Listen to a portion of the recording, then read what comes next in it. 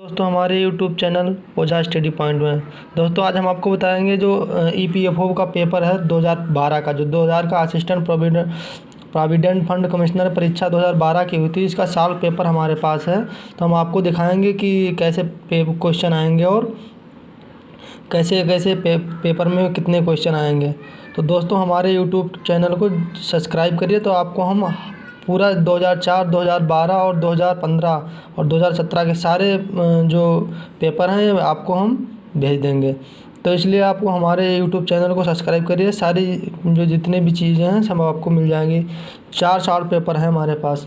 तो देखिए दोस्तों, यदि P का 20% बराबर Q का 30% बराबर R और R का 1/6, तो P अनुपात Q अनुपात R का क्या है? तो यहाँ लिखा है 2:3:16, B 3:2:16, 10:15:18, डी में है 15:10:18। तो ये सही हो जाएगा 15:10:18।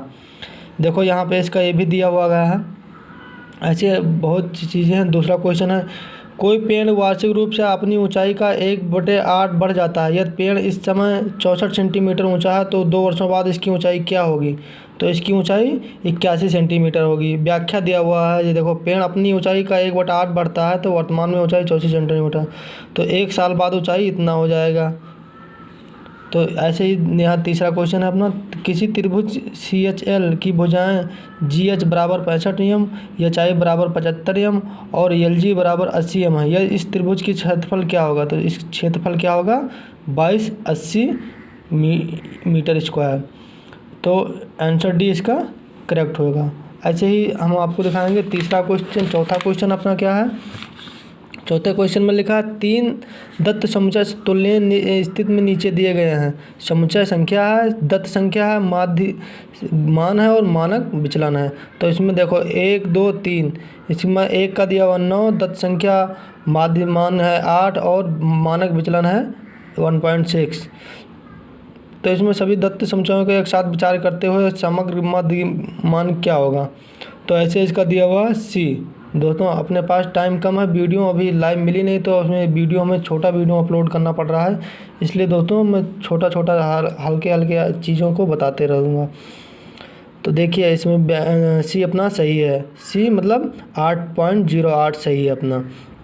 इसमें पाँचवा क्वेश्चन है, कोई रेलगाड़ी किसी निश्चित औसत चाल से कर 63 किलोमीटर की दूरी तय करती है। तत्पश्चात यह रेलगाड़ी मूल चाल से 6 किलोमीटर प्रति घंटे अधिक औसत से चलकर 72 किलोमीटर की दूरी तय करती है। तो इसकी यात्रा पूरी करने में कुल 3 घंटे लगे। रेलगाड़ी की मूल चाल क्या है? तो रेलगाड़ी की मूल चाल क्या है दोस्तों? देखिए रेलगाड़ी की मूल चाल B सही हो जाएगा अपना 42 किलोमीटर प्रति घंटा। ऐसे आ जाइए 7वें क्वेश्चन पे आ जाइए। कोई 60 मीटर लंबी रेलगाड़ी 72 किलोमीटर घंटे की एक समान चाल से चल रही है, या रास्ते के किनारे के किसी स्टेशन के 600 मीटर प्लेटफार्म से होते हुए बिना रुके गुजरती है। प्लेटफार्म से रेलगाड़ी की पूरी तरह गुजर जाने में व्यतीत समय कितना है? 30 सेकंड, 31 सेकंड, 32 सेकंड या 33 सेकंड। तो डी ऑप्शन इसमें सही है, कितना? 33 सेकंड।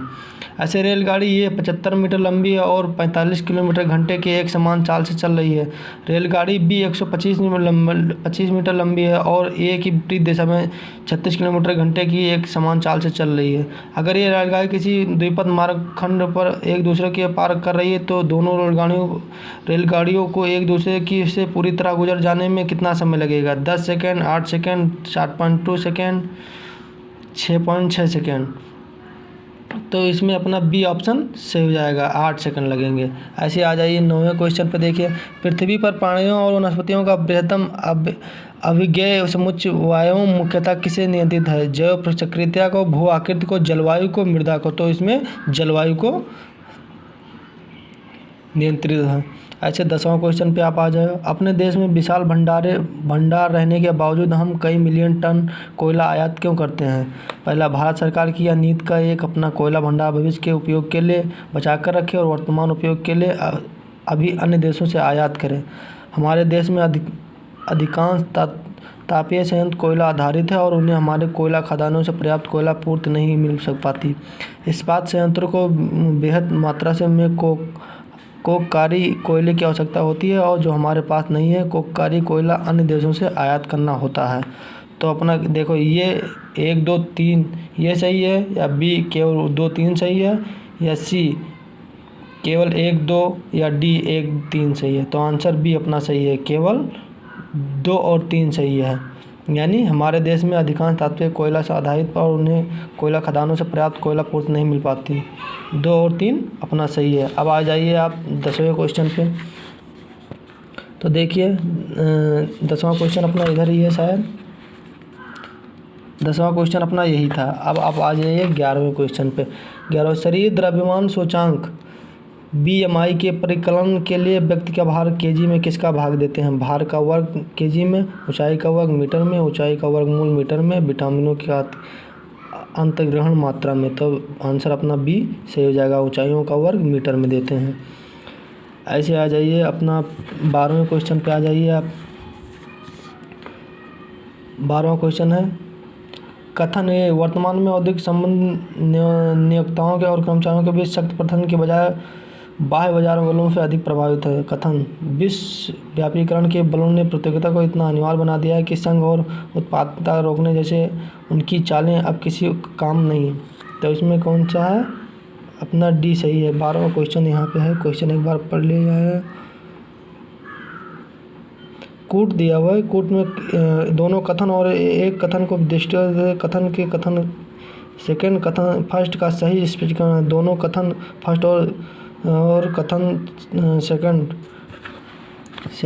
सत्य हैं, किंतु कथन सेकंड और कथन फर्स्ट का सही स्पष्टीकरण नहीं है। तो सी, कथन फर्स्ट सत्य है किंतु कथन सेकंड असत्य है। डी, कथन फर्स्ट असत्य है किंतु कथन सेकंड सत्य है। तो इसमें इसका पढ़ा गया था, तो इसमें इसका डी सही होगा। दोस्तों टाइम कम है अपने पास, इसलिए मैं वीडियो जल्दी बढ़ा रहा हूँ। ऐसे 13वां क्वेश्चन का देखो, भारत में प्रत्येक राज्य का अपने राज्य क्षेत्र में उच्च न्यायालय है। कथन, भारत के संविधान के अनुसार प्रत्येक राज्य का एक उच्च न्यायालय होना उपबंधित है। तो आंसर डी इसमें सही होगा। ऐसे आ जाइए आप 14 क्वेश्चन में। संविधान में प्रतिष्ठित राज्य की नीति के निर्देशक तत्व वास्तविक लोकतंत्र का सामाजिक और आर्थिक आधार प्रदान करने वाला उद्देश्य रखते हैं। कथन सेकंड है, नीचे के निर्देशक तत्व निर्देश मात्र जिन्हें सरकार को नीति निर्माण करते समय ध्यान में रखना होता है और वह न्यायालयों द्वारा परिवर्तनीय नहीं है। तो इसमें ऑप्शन अपना बी सही होगा। ऐसे 15 क्वेश्चन है, किसी भी भूतापीय कुंड से विद्युत शक्ति उत्पन्न करने के लिए 180 डिग्री ऊपर से तापमान आवश्यक है। कथन सेकंड है, भाप टरबाइनों द्वारा चलाने के लिए उच्च तापमान की प्रवृत्ति होती है। तो इसमें अपना ये सही है। अब आ जाइए 16वां क्वेश्चन पे।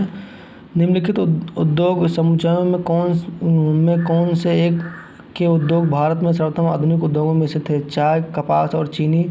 बी है जूट, रेशम और कपास। सी है कपास, जूट और कोयला खदान। डी चीनी, रेशम और इस्पात। तो इसमें सी अपना सही है, कपास, जूट और कोयला खदान। ऐसे 17वां क्वेश्चन देख ले। विश्व बैंक द्वारा वित्त पोषित क्षेत्रीय परियोजना नामता CASA -1000, सेंट्रल एशियन और साउथ एशियन 1000 किसके क्षेत्र से संबंधित है? HIV एड्स का उन्मूलन, सड़क और भवन, बिजली निरक्षरता का उन्मूलन। तो इसमें सी सही है, बिजली के लिए है। ऐसे 18वां क्वेश्चन आ जाए। जननी सुरक्षा योजना कार्यक्रम संस्थानिक प्रसव का बढ़ावा देने का प्रयास करता है। प्रसव के खर्च को पूरा करने के लिए माँ को आर्थिक सहायता उपलब्ध कराने का प्रयास करता है। सगर्भता और प्रसूति के कारण मजदूरी में हुई हानि के संभरण का प्रयास करता है। केवल 1 और बी, केवल 1 और 2, बी केवल 1 और 3, सी केवल 2 और 3, डी 2 और 3। तो इसका आंसर ये है, सही होगा, केवल 1 और 2 सही है। सांस्कृतिक प्रसव को बढ़ावा देने का प्रयास करता है।